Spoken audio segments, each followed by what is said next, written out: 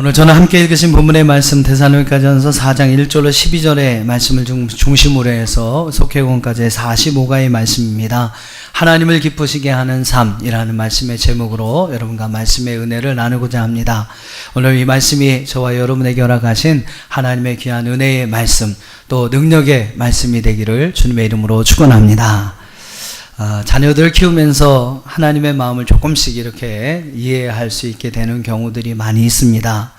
한 번은 저희 아이가 이제 딸만 제가 둘인 거 아시죠? 막내 딸이 아들 갖고 싶은 마음 별로 없는데, 막내 딸이 저에게 이제 막 달려옵니다. 네, 손에 성적표를 이제 그 시험 성적표를 들고 막 딸내미가 달려와요.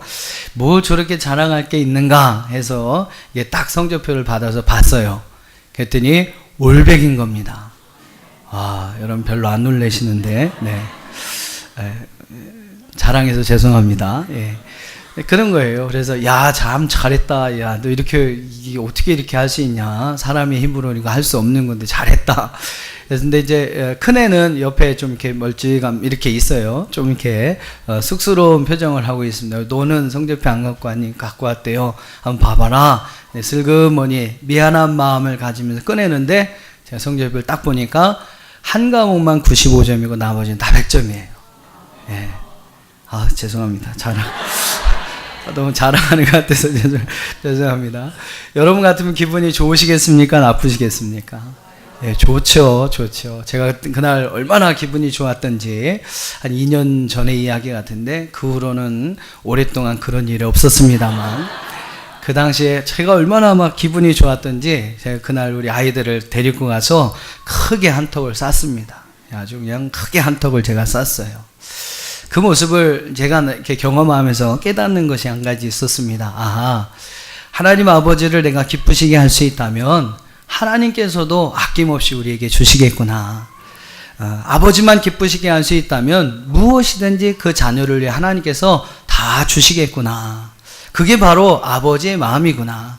하나님께서 우리를 우리의 아버지라고 말씀하시면서 아빠, 아버지라고 그분을 부를 수 있게 하셨구나. 그 이유가 여러분 무엇인가 하는 것을 조금이라도 깨닫게 됩니다.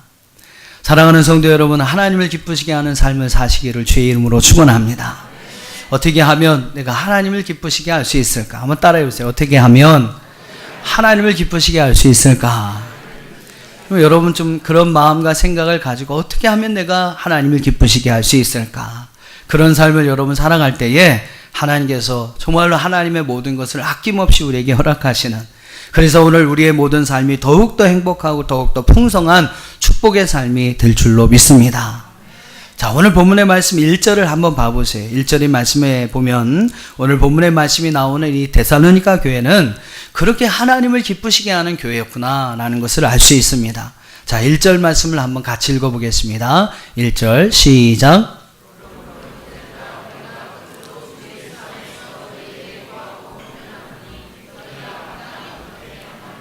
하나님을 기쁘시게 할 수 있는지를 우리에게 배웠으니 곧 너희가 행하는 바라 더욱 많이 힘쓰라. 할렐루야. 자, 이미 너희는 마땅히 어떻게 행할 것인지를, 또 어떻게 하면 하나님을 기쁘시게 할 수 있는지를 배웠다라고 이야기를 해요. 그리고 여러분, 그들에게 칭찬하는 말이 무엇입니까? 야, 너희들 그렇게 참 잘 살았다.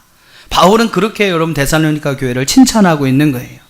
그러면서 그들에게 부탁을 합니다. 권면을 합니다. 앞으로도 더욱 그렇게 살도록 힘써야 할 것이다. 바울이 볼 때 여러분 데살로니가 교회의 성도들은요, 그들이 전하고 가르쳐준 대로 행하며 잘 살았습니다. 그 모습이 바울에게 큰 기쁨이 되었고 더욱 그렇게 살기를 원하는 마음이 바로 바울의 마음이었다는 것이죠. 여러분 어떻습니까? 이 데살로니가 교회는 이렇게 바울의 칭찬과 격려를 받을 만한 교회였습니다. 저와 여러분도, 또 우리 남천한 교회도 우리 하나님을 기쁘시게 하는 교회가 될 수 있기를 바랍니다. 이런 하나님의 칭찬과 하나님의 이러한 격려를 받을 수 있는 교회와 성도가 될 수 있기를 주의 이름으로 축원합니다. 자, 그렇다면 어떻게 사는 것이 하나님을 기쁘시게 하는 삶일까요? 오늘 본문의 3절 말씀과 본문의 7절 말씀을 보시면 사도 바울은요, 분명하게 어떠한 삶이 하나님을 기쁘시게 하는 삶인지를 말씀하고 있습니다. 하나님을 기쁘시게 하는 삶이 여러분 여러 가지가 있겠지만 오늘 본문의 말씀에서 강조하고 있는 것은 딱 한 가지예요. 우리 한번 3절을 읽어보겠습니다. 3절 시작. 또 7절을 한번 읽어보시죠. 7절 시작.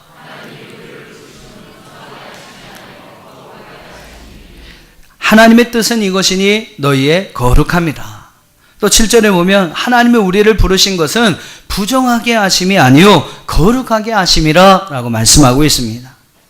여러분, 하나님께서 우리에게 원하시는 삶은요 거룩한 삶입니다. 이것이 또한 하나님을 기쁘시게 하는 우리의 삶의 모습이라고 오늘 사도 바울은 성경의 말씀을 통해서 우리에게 분명히 말씀하고 있어요. 우리가 그리스도인으로서 우리의 삶을 살아갈 때, 하나님의 자녀로서 우리의 삶을 살아갈 때 우리는 거룩하게 살아야 합니다. 그것이 여러분 하나님을 기쁘시게 하는 삶이라고 오늘 우리에게 말씀하고 있습니다. 그렇다면 여러분, 거룩한 삶은 어떤 삶일까요? 이어지는 말씀에 여러분 3절부터 9절, 11절까지 말씀을 쭉 보시면요, 이제 사도 바울은 데살로니가의 성도들에게 거룩한 삶의 세 가지 모습을 이야기합니다. 거룩한 삶의 세 가지 모습을 이야기를 해요. 자, 그 거룩한 삶의 세 가지 모습이 무엇일까? 그 첫 번째는 3절과 4절 말씀을 버리면요, 음란을 버리고 거룩함과 존귀함으로 자기 아내를 대할 줄 알아야 한다라고 말씀하고 있습니다. 거룩한 삶이 무엇이냐? 사도 바울은 첫째로요, 3절 하반절에서 4절 말씀에서 음란을 버리고 거룩함과 존귀함으로 그 아내를, 자기 아내를 대할 줄 아는 것, 그것이 바로 성도의 거룩함이다. 또 우리의 거룩한 삶이다 라고 우리에게 말씀하고 있습니다. 왜 특별히 이렇게 남자들을 향해서만 이런 말씀을 하셨는지는 여러분 그 시대나 지금이나 마찬가지일 것 같아요. 남자들이 더 어떠한 이러한 성적인 타락이나 음란의 죄에 빠지기가 더 쉬운 그러한 환경과 여건이기 때문에 지금도 우리도 그렇습니다만 그 당시도 이 데살로니가 교회도 마찬가지였던 것 같아요. 그래서 오늘 사도 바울은 특별히 남편들을 향해서 너희가 음란을 버려야 한다. 그리고 존귀함과 거룩함으로 너의 아내를 대해야 한다라고 말씀하고 있습니다. 그리고 그것이 바로 거룩한 삶이고 그것이 바로 하나님을 기쁘시게 하는 삶이라고 말씀하고 있어요. 가족들이 함께 보는 공중파 TV 드라마에 여러분 불륜이라는 것이 버젓한 주제가 돼서 우리에게 보여지고 있습니다. 그것이 여러분 미화가 돼서 아름답게 포장이 돼서 막 TV 방송, 그 공중파 방송을 타고 우리 가운데 와요. 아침 드라마를 보면서 아내들이 그런 꿈을 꾼다고 합니다. 아, 나도 저런 사랑 해봤으면 좋겠다. 예. 방송에서는요, 그런 것들을 내어보내고 우리는 그런 것에 대한 여러분 분별함이 없이 야, 좋다, 아름답다, 재밌다. 그러면서 여러분 방송 시간을 애타게 기다립니다. 예배 시간을 그렇게 간절하게 기다리시면 얼마나 좋을까요? 예. 근데 그 드라마 하는 시간, 그냥 그 시간을 간절히 애틋하게 기다리고 있어요. 그러니까 여러분 어떻게 보면 우리 가정의 현재의 모습입니다. 연애 오락 프로그램들을 여러분 한번 보세요. 애틋한 어떠한 성적인 이야기들이 주를 이룹니다. 결혼도 안 한 이 두 청년들을 가상 결혼했다 이렇게 와서 마치 진짜 부부처럼 그런 것들이 보여주고 있어요. 우리 딸들은 막 그게 재밌다고 또 그 앞에서 또 이렇게 보고 있습니다. 막 속 터져서 막 소리 지르면 또 공지가 안 보이고 확 도망갑니다만. 그런 것들이 이미 여러분 우리 가까이에 이렇게 들어와 있다라는 거예요. 영화, 소설, 심지어 연극, 뮤지컬까지도 자극적인 어떤 성적인 묘사가 없으면요 장사가 안 된다는 거예요. 인터넷 공간은 여러분 더욱더 심각합니다. 어떤 그 자료에 보니까 국내에서만 하루 평균 500개 이상의 음란 사이트가 생성이 된다고 해요. 그리고 그런 사이트들로부터 매일 새로운 음란 동영상이 1000건 이상이 나오고 있다고 합니다. 여러분, 이러한 음란한 문화와 인터넷 어떤 대표 현상이 바로 오늘 우리가 겪고 있는 현실이라는 거죠. 그것이 여러분 인터넷으로만 끝납니까? 아닙니다. 그것이 그대로 현실 세계의 음란한 범죄로 이어지고 있어요. 자기의 성적인 어떠한 만족을 채우기 위해서 이웃집 어린 소년을 납치해서 성폭행을 합니다. 그리고 살인하고 매장하는 일이 여러분 우리 이웃에서 일어나고 있어요. 더 놀라운 것은 이런 범죄들이요, 성적인 범죄들이 어른들만의 이야기가 이제는 아니라는 겁니다. 청소년은 물론 여러분 심지어 초등학생들까지 이런 이야기들이 여러분 확산이 되고 있다는 것이죠. 우리가 여러분 이런 음란한 시대 가운데 살아가고 있어요. 우리 청소년들, 우리 청년들, 우리 아이들이 여러분 이런 음란한 환경 속에서 무방비하게 노출되어 있습니다. 음란, 불륜 이런 이야기는요, 이제는 우리 남의 이야기가 아닙니다. 먼 사람의 이야기가 아니에요. 어떻게 보면 우리 이야기가 됐고 내 이야기가 될 수 있을 만큼 우리의 곁으로 지금 가까이 와 있다라는 겁니다. 여러분 어떻게 하시겠습니까? 우리 가정을 지켜야 하는데, 우리 자녀들을 지켜야 하는데 여러분 어떻게 하시겠어요? 내 아이는 안 그러시겠지. 내 아이는 안 그러겠지. 여러분 부모님만 생각하고 있는 잘못된 착각이라는 거 아십니까? 우리 자녀는 아니겠지. 여러분 그렇게 생각하는 건요, 그 부모님밖에 없다는 거예요. 여러분 지금 우리 아이들이 어떠한 삶을 살아가고 있는지 여러분 다시 한번 바라보고 점검해 봐야 합니다. 그렇게 그들이 행하는 그것이 정말로 하나님 앞에 큰 죄가 되고 이후에 우리를 심판하실 그 하나님 앞에 정말로 엄청난 죄라는 사실을 여러분 그들에게 심어주지 못한다면, 또 우리 자녀들의 마음에 여러분 하나님에 대한 분명한 믿음과 신앙을 심겨주지 못한다면요, 그 이야기는 남의 얘기 아니라 내 이야기가 될 수 있다는 것을 우리는 기억해야 합니다.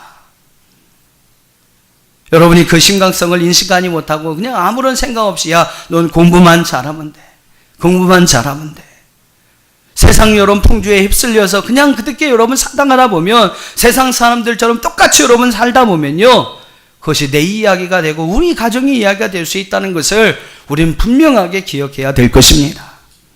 음란의 죄가요, 너무나 가까이 우리 곁에 와서 오늘 우리의 가정을 위협하고 있어요. 우리 자녀들을 여러분 유혹하고 있습니다.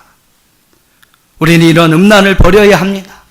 그것이 여러분 거룩한 삶, 하나님이 기뻐하시고 하나님 원하는 삶임을 분명히 알아야 하고, 오늘 우리 심령에, 우리 가정에, 우리 교회에, 우리 주변에, 우리 자녀들에게 그 음란이 여러분 발을 붙이지 못하도록 철저히 경계하고 버려야 할 줄로 믿습니다. 성경에 남편분들에게 하는 얘기니까 제가 우리 남편분들에게 말씀을 드리는데 잘 들으세요. 우리 남편분들, 여러분들의 아내 외에 모든 여자들은요, 다 음녀라는 것을 기억하시길 바랍니다. 아니, 웃을 일이 아닙니다. 지금 심각한 문제예요.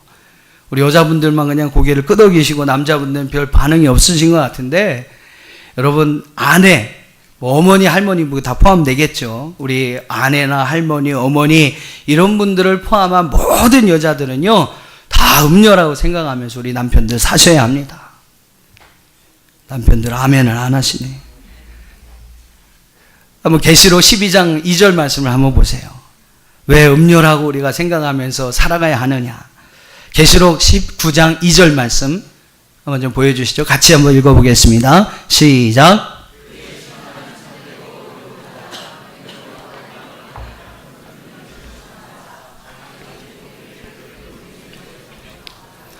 많은 사람들을 음행으로 인하여 땅을 더럽게 하는 음녀는 어떻게 된다고 했습니까? 결국 그들은 하나님의 심판을 받아서 하나님께서 그 음녀의 손에서 그들의 피를 갚으신다는 그런 말씀이 여러분 나오고 있어요. 쉽게 말하면 여러분 그녀들이 행한 그 음녀들이 행한 그 음행으로 인해서 그들은 심판을 받아서 영원한 멸망을 당한다라는 겁니다. 여러분 마찬가지예요. 우리가 그 음녀의 유혹을 받아서 그들에 의해서 더럽혀진다면 여러분 우리도 똑같이 그들과 함께 심판을 받아서 멸망을 당할 수밖에 없다라는 것입니다. 하나님은 여러분 우리가 음녀와 함께 행한 그 음행에 대해서 반드시 우리의 머리에서 피값을 찾으신다는 거죠. 피부로 여러분 얼만큼 무서운 일인지 다가오시지 않겠지만 마지막 여러분 심판의 때에 제 말씀이 아마 뼈저리게 생각나실 거예요. 마지막 때에 오늘 우리의 머리에서 하나님 피값을 찾으시는 그런 무서운 하나님의 심판이 있다라는 거예요. 음녀의 유혹을 받아서 여러분 같이 음란의 죄를 지면 그런 하나님 심판이 우리 가운데 있다라는 거예요. 하나님의 심판은 참되고 의로우십니다. 누구도 여러분 예외가 되지 않아요. 그 일을 함께 행한다면, 그러한 죄악을 행한다면, 우리가 음란의 죄에 빠지고 음녀들과 함께 음행을 행하는 자가 된다면 결국 여러분 그 음녀와 함께 그런 심판을 받을 수밖에 없다라는 겁니다. 나를 여러분 결국 멸망의 구렁텅이로 빠뜨리게 될 그 사람이 여러분 여자로 보입니까? 나를 결국 여러분 하나님의 심판을 받게 해서 내 머리에서 그 피해값을 갚으시는 그 하나님의 심판을 받게 하는 사람이 바로 그 사람인데, 여러분 그 여자로 보이세요? 여자로 보이십니까? 남자분들만 아니에요. 여자분들도 똑같이 마찬가지입니다. 똑같이 여러분을 행하면 그들과 함께 똑같이 멸망당하고 똑같은 하나님의 심판을 받게 된다는 거예요. 그런데도 여러분 그게 로맨스가 되고 그것이 여러분 허용이 되고 남자를 보이고 여자를 보입니까? 음료라고 여러분 생각하세요. 음료. 나를 멸망의 구렁텅이로 빠뜨리고 나로 인하여 하나님의 무서운 심판을 받게 할 음료구나. 하나님이 짝지어 주신 내 사랑하는 아내 이외에 여러분 모든 여자는 다 음료입니다. 이런 생각이라도 갖는 것이 여러분 어떻게 보면 이 음란이 너무나 가까이 우리에게 다가온 이 세상 속에서 조금이나마 우리의 거룩함을 지킬 수 있는 소중한 생각이라는 것이죠.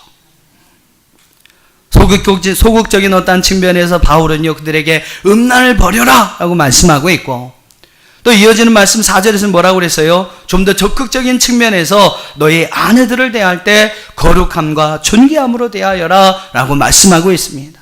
깨끗함과 존귀함으로 남편들은 아내를 대해야 합니다. 그럼 아내들도 여러분 마찬가지예요. 남편에게 순결함과 그 남편을 존중히 여기는 존경하는 마음으로 남편을 대해야 합니다. 그래야만 여러분 음란의 죄에 빠지지 않을 수 있고, 오늘 여러분 우리 가정이 음란의 죄로 인하여 파탄에 이르는 일들을 막을 수 있다는 것이죠. 여러분 이제 남의 일이 아니에요. 더 이상 먼 나라의 이야기가 아닙니다. 우리의 이야기가 될 수 있다는 것을 기억하고, 사랑하는 성도 여러분 그 모든 음란의 죄에서 여러분 자신을 지켜가시기를, 또 여러분의 가정을 지켜가시기를, 또 여러분의 자녀들을 지켜가시기를 주의 이름으로 축원합니다. 그렇게 여러분 사는 것이 거룩한 삶이고, 그렇게 사는 것이 하나님을 기쁘시게 하는 삶이라는 것이죠. 두 번째로 5절과 6절에서 사도 바울은요 무엇이 거룩한 삶이냐라고 이야기를 하면서 이방인들과는 다른 구별된 삶을 살아가는 것, 그것이 바로 여러분 하나님이 기뻐하시는 거룩한 삶이라고 우리에게 말씀하고 있어요. 5절과 6절을 여러분 한번 읽어보세요. 5절과 6절입니다. 함께 읽습니다. 시작.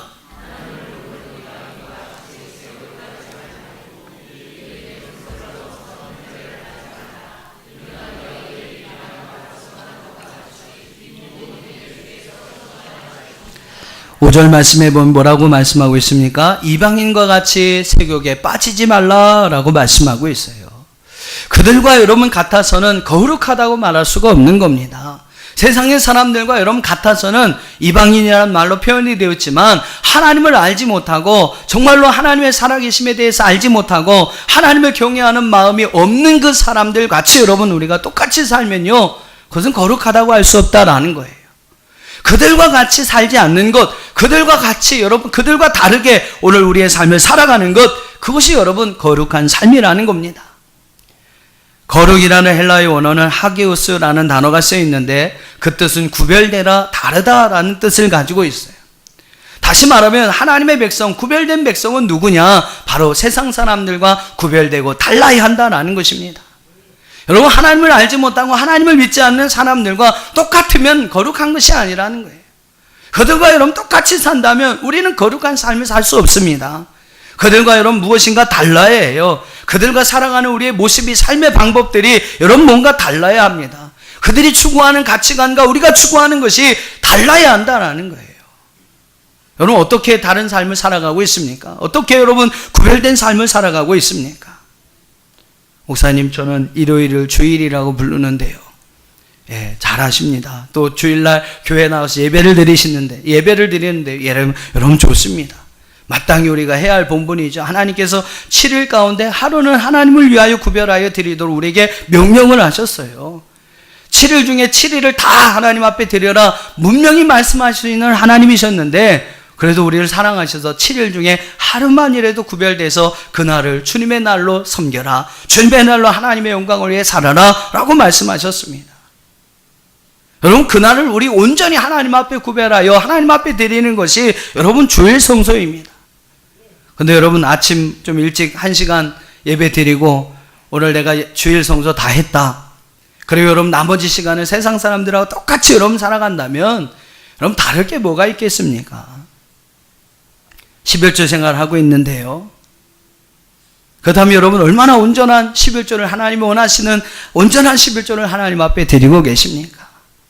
믿음과 신앙이 없어서 하나님을 경외함이 없어서 11조를 안 하고 뭐 한 50만 원 도적질한 사람이나 온전한 11조를 드리지 못하고 그냥 대충 해가지고 여러분 그냥 몇십만 원 이렇게 삥치고 그냥 조금만 하나님 앞에 드리는, 그래서 여러분 도적질 하는 거나 뭐가 다르냐는 거죠. 금액엔 차이가 있겠죠. 그러나 여러분 50만 원 훔친 사람이나 10만 원 훔친 사람이나 여러분 결국 똑같은 도둑놈 아니겠습니까? 좀 뭔가 다른 게 있어야 하는데 그것이 여러분 구별된 삶이고 그것이 바로 거룩한 삶이라고 성경은 말씀하고 있는데, 하나님을 알지 못하는 세상 사람들과 비교해서 다른 게 여러분 무엇이 있느냐는 거예요. 세상 사람들처럼 돈 명예 하면서 따라다니고 여러분 물질 따라 명예 따라 살고 있지 않습니까? 자식을 하나님보다 더 위에 놓고 자식 우상을 섬기면서 자식 하면서 여러분 살아가고 있는 것이 우리의 삶의 모습이 아니겠어요? 신앙이 어떻게 됐든 야 너는 공부해야 돼, 공부 잘해야 돼, 주일날 무슨 교회를 가, 학원 가야 되면 학원 가야지. 여러분 공부하면서 여러분 자녀들 신앙교육 시키고 있지 않습니까? 건강이 제일이지, 그냥 뭐 운동하고 등산할 일이 있으면 열심히 다니시고요. 자신의 만족과 자기 여러분 즐거움을 챙기기 위해서 세상 사람들이랑 똑같이 살아가고 있는 것이 여러분 우리의 모습이 아니냐라는 겁니다. 근데 뭐가 여러분 거룩한 삶이고 뭐가 구별되고 다른 삶이냐는 거죠. 우리에게는 여러분 세상 사람들과 분명히 다른 구별된 삶이 있어야 합니다. 그것이 여러분 성경이 오늘 우리에게 말씀하는 거룩한 삶이에요. 또 그 거룩한 삶이 바로 하나님을 기쁘시게 하는 삶이라고 우리에게 말씀하고 있습니다. 작곡가 하이드는 독실한 신앙을 가진 사람으로 많은 사람들에게 모범이 되는 삶을 살았던 신앙인이었어요. 한 번은 그가 여러 유명 예술인들이 모인 자리에서 그런 질문을 이렇게 오가고 있는 자리에서 그런 이야기를 했다고 합니다. 어떤 질문이었냐면 경제적인 어떠한 고통이 있거나 여러 가지 삶의 어려운 문제가 왔을 때 또 막 좋은 작품이 나오지 않을 때 어떻게 그 고민, 그 어려움을 극복하느냐. 서로 막 그 유명한 예술인들이 모여서 서로 막 한마디를 하는 거예요. 하이든의 차례가 되었습니다. 그때 하이든이 뭐라고 이야기하냐면 나에게는 기도에 작은 골방이 있습니다. 작곡이 안 되거나 일이 지쳐서 고민이 시작되면 나는 그 골방에 들어갑니다. 그리고 그 골방에서 기도하고 나올 때 기쁨을 얻습니다. 하나님의 큰 은혜를 경험합니다. 세상에 어떤 문제든지 덮을 수 있는 그런 바다 같은 하나님의 은혜가 나에게 임합니다. 그렇게 여러분 이야기했다는 거죠. 여러분 이런 모습이 좀 그래도 세상 사람들과 다른 모습이 아니겠습니까? 어려운 문제가 왔을 때 똑같이 고민하고 절망하고 그러면서 여러분 뭐 하나님이 있느니 없느니, 하나님이 나를 사랑하시느니 안 사랑하시느니 그런 이야기를 하면서 여러분 살아가고 있는 우리의 모습이 정말로 세상 사람들과 다른 모습이 뭐가 있느냐는 거죠. 어려운 문제가 있어도 여러분이 하이든과 같이 기도의 골방을 찾아서 기도의 자리를 찾아서 엎드릴 수 있는 사람, 여러분 예배의 자리를 찾아서 하나님 앞에 나와서 하나님께 내어 맡기고 하나님 앞에 부르짖을 수 있는 사람, 여러분 그런 사람이 그래도 뭔가 세상 사람들과 다른 사람의 모습이 아니겠습니까? 뭔가 좀 구별되고 뭔가 좀 다른 삶을 통해서 여러분 하나님 앞에 거룩한 삶을 살아가시는 여러분 되기를 주의 이름으로 축원합니다. 그런 거룩한 삶을 통해 또한 하나님을 기쁘시게 할 수 있는 여러분들이 되시기를 주님의 이름으로 축원합니다.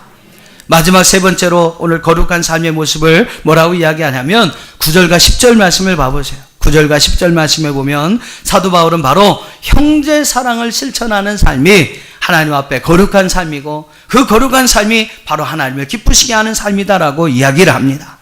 자, 9절과 10절을 한번 읽어보겠습니다. 9절 10절 시작.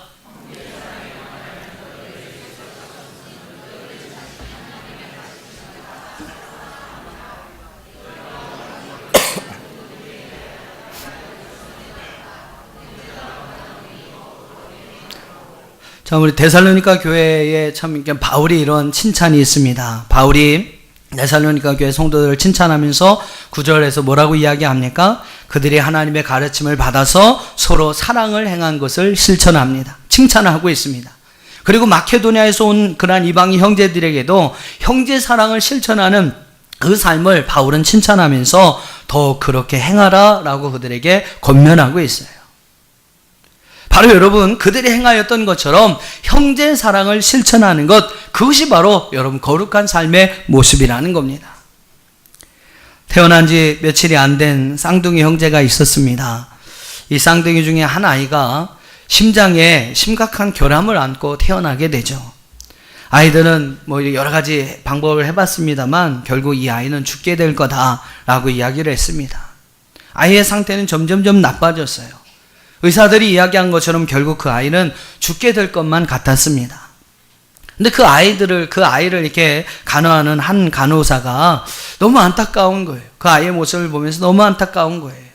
형제가 쌍둥이를 함께 태어나면서 그 어떠한 삶도 같이 살지 못하고 한 아이가 죽게 되는 것이 너무나 안타까워서 이 간호사가 한 아이를 몸이 약한 아이의 인큐베이터 안에 넣어 놓게 됩니다. 뭐 의사들도 막 노를 바라고 안 되는 일이라 그러다 혹시라도 건강한 아이도 문제가 생기면 어떻게 하냐고 막 했습니다만 그렇게 있었어요. 한 인큐베이터 안에 그 쌍둥이가 함께 있었습니다. 근데 그때 잠시 후에 놀라운 일들이 일어납니다. 이제 의사들이 막 반대를 해서 아이를 떼어놓으려고 하는데요. 그 건강한 한 아이가 한 손으로 자기도 뭐 이렇게 몸을 움직이지 못하고 가누지 못하는 상황인데 한 손을 뻗쳐서 아픈 동생을 감싸 안는 것이었습니다. 그리고 좀 더 이제 시간이 흐르면서 이상한 일들이 일어나는 거예요. 동생이 그 혈압이 정상으로 돌아오고 그 심장 박동수가 서서히 안정을 찾기를 시작하더라는 겁니다. 막 체온이 상승되고 그러면서 이제 제자리에 돌아오게 되는 일들이 일어나게 됩니다. 그러니까 이 의사들이 이제 아이들 빼놓지 못하는, 이상한 일이다. 기적이 일어나고 있다. 그래서 그 아이들 같이 이렇게 둔 채로 며칠을 이제 그것을 관찰했다고 합니다.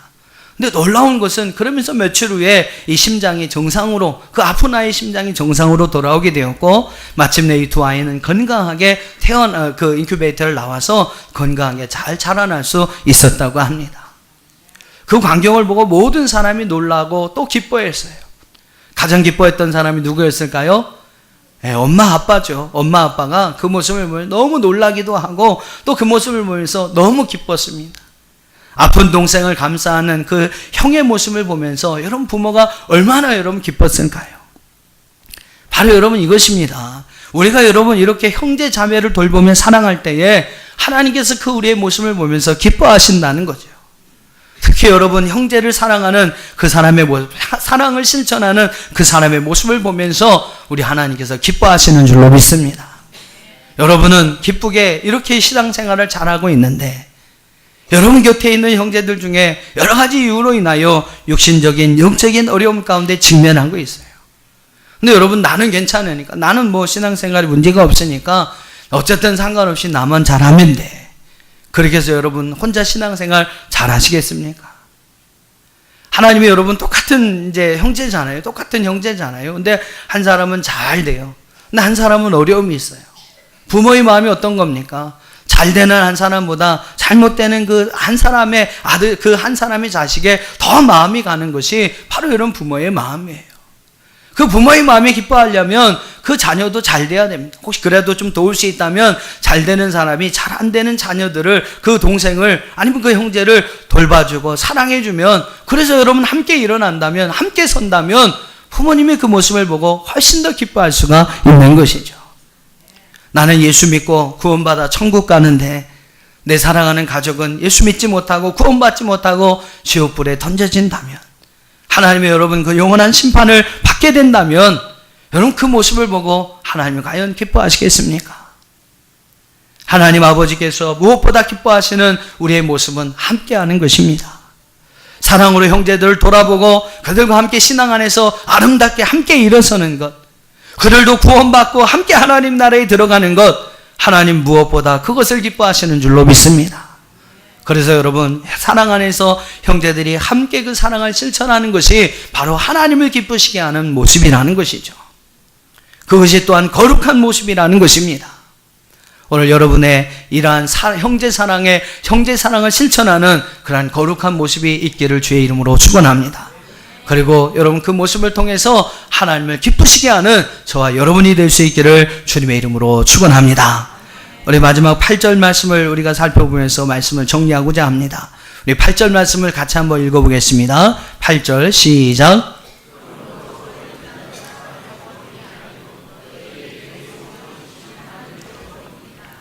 여러분 잘 들으십시오. 8절 말씀에 보면 거룩함을 저버리는 것은 그에게 성령을 주신 하나님을 저버리는 것이다 라고 성경은 말씀하고 있어요. 사랑하는 여러분, 하나님을 저버림으로 우리에게 돌아오는 유익이 무엇이겠습니까? 여러분이 너무나 잘 아시는 탕자 이야기가 있잖아요. 아버지에게 두 아들이 있었습니다. 근데 둘째 아들이 어느 날 아버지 유산을 받아가지고 아버지의 품을 떠납니다. 그는 아버지의 품을 떠나도 돈만 있으면 잘 살 수 있을 거라고 생각을 했어요. 그리고 자기에게 돌아올 유산을 미리 땡겨가지고 받아가지고 집을 나섭니다. 아버지의 품을 떠납니다. 하지만 여러분 결국 그가 어떻게 되었습니까? 그 아들이 잘 살았나요? 행복하게 살았습니까? 그는 그의 재산을 다 탕진합니다. 먹을 것이 없어서 돼지들이 먹는 쥐엄 열매를 쥐어 먹고 은근신이 살게 되죠. 그것조차도 이제 먹을 것이 없게 되자 그는 거의 굶주려 죽게 되었습니다. 사랑하는 여러분, 아버지의 품을 떠난 아들의 실존이 바로 이와 같습니다. 아버지의 품을 떠나도 여러분 돈만 있으면 살 수 있겠지. 아버지의 품을 떠나도 건강 있으면 살 수 있겠지. 아버지의 품을 떠나도 뭐 이 세상에서 필요한 것 가지고 살아간다면 살 수 있겠지. 아닙니다. 아버지의 품을 떠난 결과는요, 결국 실패였고 절망이었고 낙심이었고 무일푼 거지가 되는 것이었고 결국 생명의 위협을 얻게 되는 거예요. 우리가 여러분 하나님을 저버리는 것도 이와 마찬가지입니다. 세상에 어리석고 미련한 많은 사람들은 하나님 없이도 살 수 있다고 이야기를 합니다. 네, 살 수는 있습니다. 이 땅에서 여러분 잠시 잠깐 사는 우리 이 육체의 삶을 가지고 살아가는 그 삶은 살 수 있어요. 하지만 여러분 중요한 건 무엇입니까? 우리의 삶이 육체를 가지고 살아가는 이 삶이 끝이 아니라는 거죠. 히브리서 9장 27절은 우리에게 분명히 증거합니다. 한 번 죽는 것은 사람에게 정해진 것이요 그 후에는 심판이 있으리라. 육신의 삶이 여러분 다가 아니라는 거예요. 이후에 우리에게 심판이 있고 그 심판 이후에 영원한 삶이 있다라는 겁니다. 그 영원한 그 심판을 통해서 영원한 생명과 영원한 형벌이 주어지게 된다고 우리에게 말씀하고 있어요. 하나님을 알지 못하고 하나님을 떠나면요 살 수 있어요. 육신의 삶은 살 수 있습니다. 그러나 영혼의 삶은 누리지 못합니다. 사랑하는 성도 여러분, 눈에 보이는 이 세계가 다라고 생각해서는 절대로 아닙니다. 죽음의 여러분 끝이라는 생각 여러분 절대로 가져서는 안 돼요. 성경은 분명하게 우리에게 죽음 이후에 하나님의 심판을 이야기하고 있고 그 심판 이후에 우리가 갖게 될 영원한 삶에 대해서 분명히 증거하고 있습니다. 우리의 이성으로는 이해가 안 될지 모르겠지만 여러분 믿어야 합니다. 이렇게 여러분 하나님께서 하나님의 말씀을 통해서 우리에게 말씀해 주고 계시잖아요. 확실한 증거가 여러분 성경을 통해 있지 않습니까? 우리는 이 사실을 여러분 믿어야 해요. 한 번 죽는 것은 사람에게 정해진 것이요 그 후에는 심판이 있다. 할렐루야. 하나님 없이도 우리 육신의 삶을 살 수 있어요. 그러나 여러분 하나님이 없이는 우리의 영원한 생명을 영원한 삶을 누리며 살아갈 수가 없습니다. 육신의 삶은 살 수 있겠죠. 그러나 우리 이후에 하나님의 심판이 있는데 그 하나님의 심판 앞에서 하나님 없이는 하나님이 주시는 사랑과 긍휼과 용서가 없이는요 오늘 우리는 영원한 형벌 가운데 빠지게 될 수밖에 없습니다. 다 여러분 지옥불에 던져줄 수밖에 없는 거예요. 그렇기 때문에 여러분 우리는 이 땅에서 살아갈 때에 어떠한 일이 있어도 하나님의 품을 떠나서는 안 됩니다. 여러분 절대로 믿음을 버려서는 안 돼요. 하나님에 대한 여러분 정말로 믿음 가지고 절대로 여러분 아버지의 품을 떠나지 않고 살아가는 저와 여러분 되기를 주의 이름으로 축원합니다. 잠시 잘못된 생각을 먹고 탕자처럼 아버지의 품을 떠났다면 빨리 돌아와야 합니다. 빨리 아버지의 품으로 여러분 돌아오셔야 돼요. 그것이 아버지 안에서 영원한 은혜와 기쁨을 맛볼 수 있는 유일한 방법이라는 겁니다. 본문의 8절은 우리에게 분명히 말씀합니다. 거룩함을 저버리는 사람은 하나님을 저버리는 것이다. 하나님을 저버림으로 여러분 우리에게 당하게 될 우리의 실존에 대해서 탕자 이야기를 통해 분명히 말씀드렸어요. 그런데 여러분 이 땅에서 우리가 거룩함을 저버리고 산다면 그와 같은 신세가 된다는 겁니다. 거룩함을 버린다면 우리는 아버지의 품을 떠난 탕자와 같은 인생을 살 수밖에 없다라는 거예요. 절대 아버지의 품을 떠나지 맙시다. 할렐루야. 절대로 여러분 거룩함을 저버려서는 안 됩니다. 거룩함을 저버리는 삶이 하나님을 저버리는 삶과 같다라고 성경은 말씀하고 있어요. 우리가 하나님을 믿는다면, 정말로 하나님을 사랑한다면, 여러분 하나님의 자녀라는 사실을 기억한다면 우리 하나님이 우리에게 말씀하신 대로 이 거룩한 삶을 살아가야 할 줄로 믿습니다. 거룩한 삶을 통해서 여러분 하나님을 기쁘시게 하는 저와 여러분의 삶이 되어줄 수 있기를 주님의 이름으로 축원합니다.